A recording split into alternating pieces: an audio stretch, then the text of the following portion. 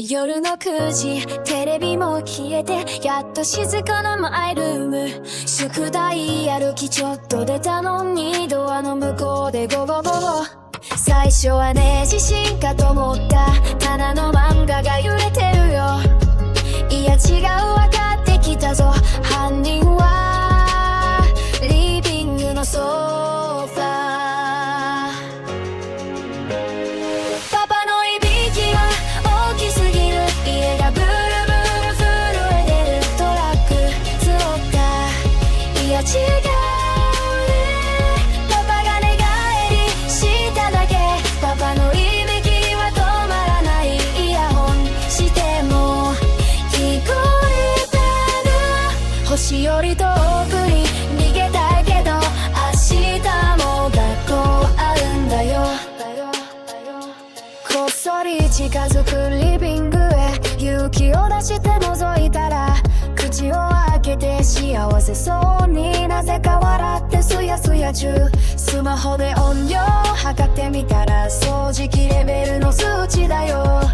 小声でパパと呼んだのに返事はズガーン。パパのいびきが強すぎる。ラッシュボスみたいな存在感。ドアを閉めても意味がない。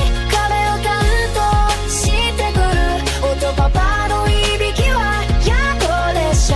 夢の中でも走ってる。ママは平気で寝てるけどどうしてなの超人なの。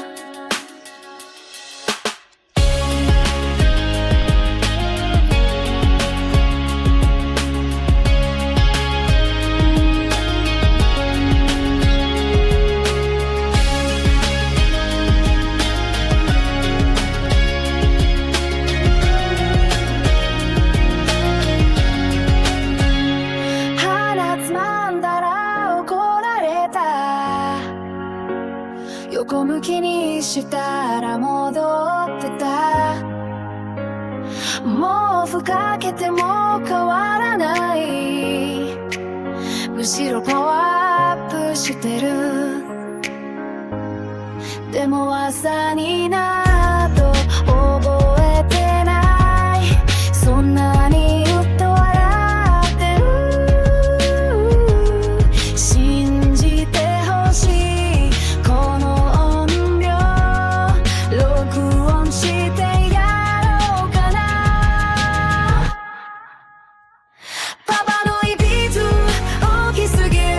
ちょっと安心するんだよ。今日も元気に帰ってきて。大爆音でねてやからパパのいびきはうるさいけどなんか我が家の BGM お願いだから少しだけボリューム下げてくれ。おやすみ。It's gone.